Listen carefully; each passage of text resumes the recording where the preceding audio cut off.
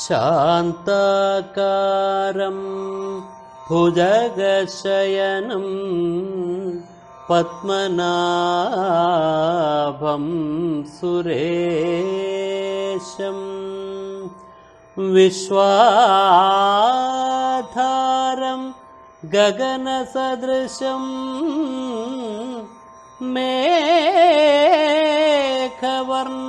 ശുഭാംഗം ലക്ഷ്മീകാന്തം കമലനയനം യോഗിഹൃദ്ധ്യാനഗമ്യം വന്ദേ വിഷ്ണും ഭവഭയഹരം സർവലോകൈകനാഥം.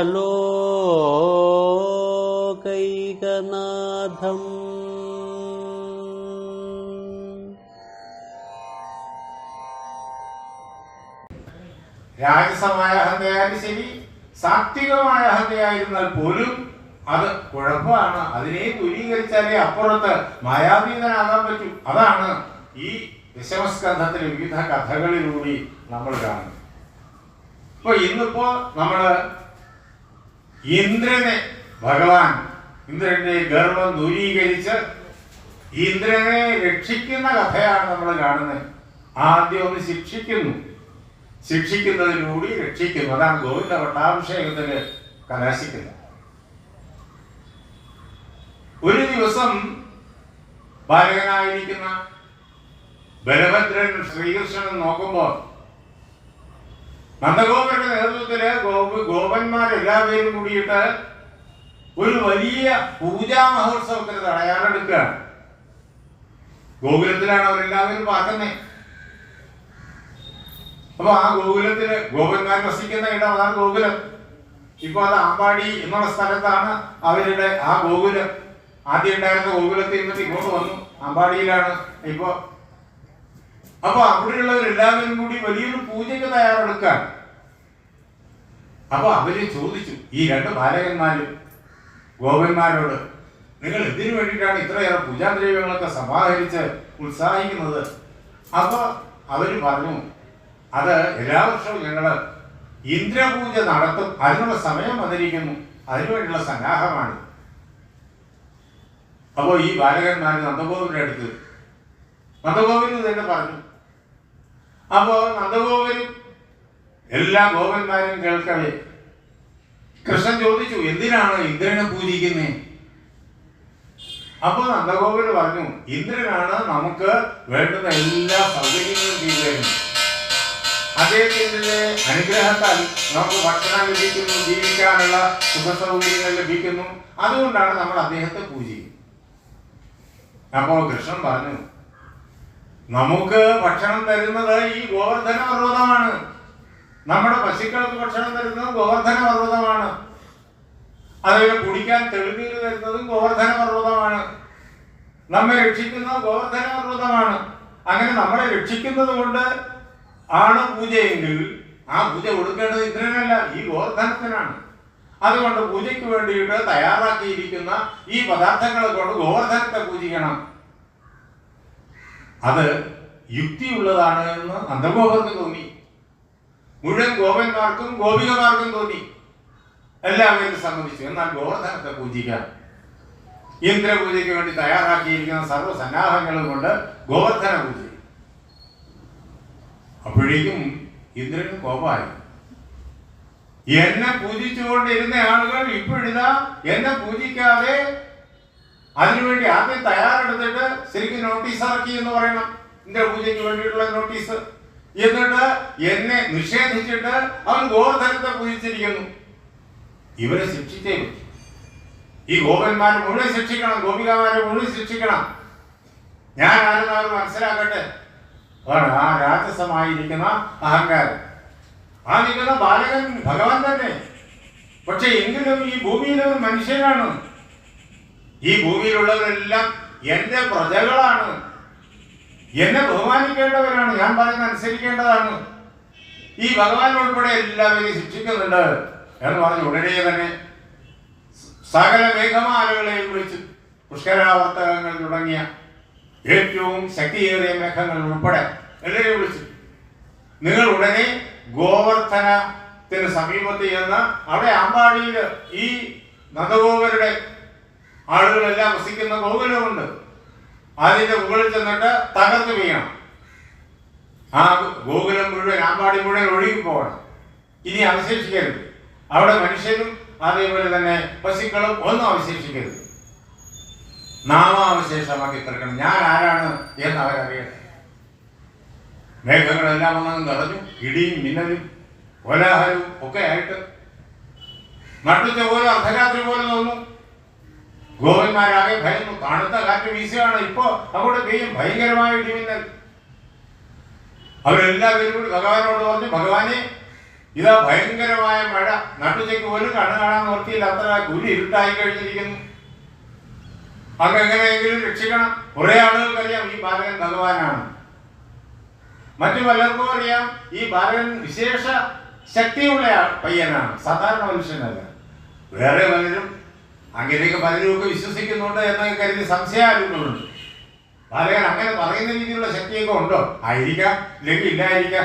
അങ്ങനെയുള്ള ശക്തിയൊന്നുമില്ല എന്ന് വിചാരിക്കുന്നവരും കൂട്ടത്തിൽ കാണും. അപ്പൊ ഏതായാലും ആപത്ത് വന്നു കഴിഞ്ഞപ്പോ ഭക്തിയുള്ള ആളുകള് അങ്ങനെ ഭഗവാനോട് പ്രാർത്ഥിച്ചു. ബാക്കി മറ്റെല്ലാവരും പ്രാർത്ഥിച്ചു. അല്ലാതെ എന്താ മാർഗം? ഇന്ദ്രനോട് മത്സരിക്കാൻ പറ്റുമോ? മാർഗമില്ല. അപ്പൊ ഭഗവാൻ പറഞ്ഞു, നിങ്ങൾ ആരും പേടിക്കണ്ട. അദ്ദേഹം ആ ഗോവർദ്ധന പർവ്വതത്തെ തന്റെ കൈകൊണ്ട് ഇളക്കിയെടുത്തു. എന്നിട്ട് ഇടത് കൈയുടെ ചെറുവിരല് അതിനെ ഇങ്ങനെ ഉയർത്തി ഒരു കുട പോലെ പിടിച്ചു. എല്ലാവരും അന്തപ്പെട്ട് നോക്കുക. എല്ലാവരോടും പറഞ്ഞു, നിങ്ങളുടെ വീട്ടിലുള്ള എല്ലാ ആളുകളോടൊപ്പം അവിടെയുള്ള പശുക്കളോടൊപ്പം നേരെ ഈ കുടയുടെ കീഴിൽ വന്ന് നിന്നുള്ള എത്രമാത്രം ഗോപന്മാരും എത്രമാത്രം പശുക്കളും അവിടെ ആ ഗ്രാമത്തിലുണ്ടായിരുന്നു. അവർക്ക് എല്ലാവർക്കും സുഖമായിട്ട് വസിക്കാനുള്ള സൗകര്യം ആ ഗോവർദ്ധനത്തിന്റെ താഴെയുണ്ട്. സകല സൗകര്യമുണ്ട്. സ്വന്തം ഗ്രാമത്തിൽ സ്വന്തം വീട്ടിൽ വസിക്കുന്ന പോലെ യാതൊരു കുഴപ്പമില്ല. ഭഗവാന് എന്ത് ചെയ്തു? തന്റെ വലത് കൈയില് അദ്ദേഹം മുരളിക എടുത്തിട്ട് അദ്ദേഹം മധുരമായിട്ട് അത് പാടുകയാണ്. മധുരമായ ഗാനം. ഈ ലോകത്തിലെ ഏറ്റവും വലിയ പാട്ടുകാരൻ അദ്ദേഹമാണ്. അവിടെ ഇരിക്കുന്ന അദ്ദേഹം ഏറ്റവും വലിയ പാട്ടുകാരൻ. മാനസമാതക ലോകൈക ഗായക ഗാനമായ എന്നിൽ വർത്തിക്കുന്നു. ജി ശങ്കരകുറുപ്പ് ഓടക്കുഴൽ എന്നുള്ള കവിതയിൽ പാടും. മനസ്സിനെ മതിപ്പിക്കുന്ന ഈ ലോകത്തിലെ ഏറ്റവും വലിയ പാട്ടുകാര, അങ്ങ് പാട്ടിന്റെ രൂപത്തിൽ എന്റെ ഉള്ളിൽ വസിക്കുന്നു. അങ്ങ് എന്റെ ഉള്ളിലിരുന്ന് പാടുകയാണ്. അതാണ് ഞാൻ എഴുതുന്ന ഈ കവിതകൾ. അല്ലെങ്കിൽ ഈ ജഡസാധനം വല്ലതും ഭ്രഷ്ടമായ ആലപിക്കാൻ അങ്ങ് എന്റെ ഉള്ളിൽ ഇല്ലെങ്കിൽ ഈ ഞാൻ വെറൊരു ജഡവസ്തു, നിർജീവ വസ്തു. എനിക്ക് ഈ ലോകത്തിലൂടെ ആനന്ദിപ്പിക്കുന്ന പ്രകാരത്തിലുള്ള പാട്ടുകൾ പാടാൻ പറ്റുമോ? ഇല്ല. അങ്ങാണ് പാടുന്നത്. അങ്ങനെ അദ്ദേഹം മധുരമധുരമായി പാടുന്നു. ദിവസങ്ങൾ കടന്നുപോയി പറഞ്ഞില്ല. 7 പകൽ 7 രാത്രി കടന്നു. മേഘങ്ങൾ അത്രയും ദിവസം അവിടെ തകർന്നു വീണു. മുഴുവൻ ശക്തി ഉപയോഗിച്ചു. അവരുടെ കയ്യിലുള്ള മുഴുവൻ സ്റ്റോക്കും തീർന്നു വെള്ളത്തിന്റെ. അവസാനം അവർ തളർന്നു. മേഘങ്ങള് ഇന്ദ്രനോട് പറഞ്ഞു, അല്ലയോ മഹാരാജാവേ, ദേവരാജാവേ, ഞങ്ങൾ ഭംഗിയായിട്ട് തകർത്ത് പെയ്തു. ഇനി ഞങ്ങളെ കൊണ്ട് വയ്യ. ഞങ്ങൾ തളർന്നു പോയിരിക്കുന്നു. ഞങ്ങളെ ഒന്ന് വിടണം. ഞങ്ങൾ പോകട്ടെ. അപ്പൊ ഇന്ദ്രൻ കരുതി ഏതായാലും ഇനിയിപ്പോ അവർ പെയ്യേണ്ട കാര്യമൊന്നുമില്ല. അവിടെ ഗോകുലത്തിന്റെ ഒരു അംശം ഉണ്ടാവില്ല. ആ നോക്കിക്കോളൂ എന്ന് പറഞ്ഞിട്ട് ഇന്ദ്രൻ അങ്ങോട്ട് നോക്കിയപ്പോഴുണ്ട് മഴ തീർന്നല്ലോ. കൃഷ്ണൻ ആ അവസരത്തില് ഗോപന്മാരോടും ഗോപികമാരോടും പറഞ്ഞു, നിങ്ങളൊരു കാര്യം ചെയ്യാ, ഈ പശുക്കളെല്ലാം കൊണ്ട് നിങ്ങളുടെ വീടുകളിലേക്ക് പോവാ. അപ്പൊ അവർ പലരും ചിന്തിച്ചു, വീടുകളുടെ ബാക്കി എന്തെങ്കിലും ഉണ്ടാവുമോ? എന്തൊരു മഴയാണ് 7 പകലും 7 രാത്രിയും പെയ്തത്. ഒന്നും ഉണ്ടാവില്ല എന്ന് പലരും കരുതി. കൃഷ്ണനിൽ നല്ല വിശ്വാസമുള്ളവർക്ക് ഉറപ്പുണ്ട് അതൊക്കെ അവിടെ കാണുന്നു. അവര് ആ കുടയുടെ, ഗോവർദ്ധന പർവ്വതമാകുന്ന കുടയുടെ ഉള്ളിൽ നിന്ന് പുറത്തേക്ക് വന്ന് നോക്കിയപ്പോ മഴ പെയ്തതിന്റെ ഒരു ലക്ഷണവും അവിടെ ഇല്ല. ഒന്നിനൊരു കുഴപ്പമൊന്നുമില്ല. എല്ലാം പഴയതുപോലെ. അവർ ആ ഗോവർദ്ധനത്തിന് താഴെ വരുന്നതിന് മുമ്പ് എങ്ങനെയായിരുന്നു അവരുടെ ഗ്രാമം, അതേ പ്രകാരത്തിൽ അവരുടെ വീടുകളെല്ലാം സുരക്ഷിതം. അവിടെയുള്ള സാധനങ്ങളെല്ലാം സുരക്ഷിതം, ഒന്നും ഒലിച്ചു പോയിട്ടില്ല. അത്ഭുതം, അത്ഭുതം. അപ്പോഴാണ് കൃഷ്ണന് പ്രത്യേകമായ സിദ്ധിവിശേഷങ്ങളുണ്ടോ, പലരും പറയുന്ന പോലെ അവതാരമാണോ ഇല്ലയോ എന്നൊക്കെ സംശയം ഉണ്ടായിരുന്ന ആളുകൾക്കും അവതാരം തന്നെ എന്നുള്ള ഉറപ്പ് വന്നു തുടങ്ങി. ഇന്ദ്രൻ മുകളിൽ നോക്കുമ്പോഴേക്കും കാണുന്ന കാഴ്ച ഇതാണ്. ഗോകുലത്തിന് ഒരു കുഴപ്പവും പറ്റിയിട്ടില്ല. ഇത്ര തകർത്ത് പെയ്തു, ഒരു കുഴപ്പവും പറ്റിയിട്ടില്ല. ആളുകളെല്ലാം സുഖമായിട്ടില്ല ആ ഗോവർദ്ധനത്തിന്റെ താഴെ നിന്ന് അവരവരുടെ വീടുകളിലേക്ക് പോയി പാർക്കുന്നു. ഇതിനാകെ ലജ്ജിച്ചു എന്ന് മാത്രമല്ല ഭയന്നു. താൻ ഭഗവാനോട് കാണിച്ചത് ഏറ്റവും വലിയ തെറ്റായിപ്പോയി. ഭഗവാനെ പരീക്ഷിക്കാൻ പുറപ്പെടേ, ഇതിൽ ഒരു മണ്ടത്തരെന്തുണ്ട്? അദ്ദേഹം ചിന്തിച്ചു. അദ്ദേഹം ഉടനെ തന്നെ തന്റെ അനുചരന്മാരോടൊപ്പം ദേവന്മാരോടൊപ്പം തന്റെ ദേവലോകത്തിലുള്ളതായ ഐരാവതം, അതേപോലെ ഈ ഉച്ചൈശ്രവസ്ത്ര എന്നുള്ള കുതിരയുണ്ട്, അങ്ങനെയുള്ള സന്നാഹങ്ങളോടൊപ്പം നേരെ വന്നു. അവിടെ ഭഗവാന്റെ മുമ്പിൽ, ഭഗവാൻ ഗോവർദ്ധനത്തെ അങ്ങോട്ട് വെച്ചു പറയില്ലേ, ഭഗവാന്റെ മുന്നിൽ വന്നു, ഭഗവാനെ തൊഴുതു. എന്നിട്ട് പറഞ്ഞു, അല്ലയോ ഭഗവാനെ, അങ്ങ് ആരാണ് എന്ന് മനസ്സിലാക്കാതെ ഞാൻ അഹങ്കരിച്ചു, അങ്ങയോട് മത്സരിച്ചു പോയി. അങ്ങ് എന്നോട് ക്ഷമിക്കണം.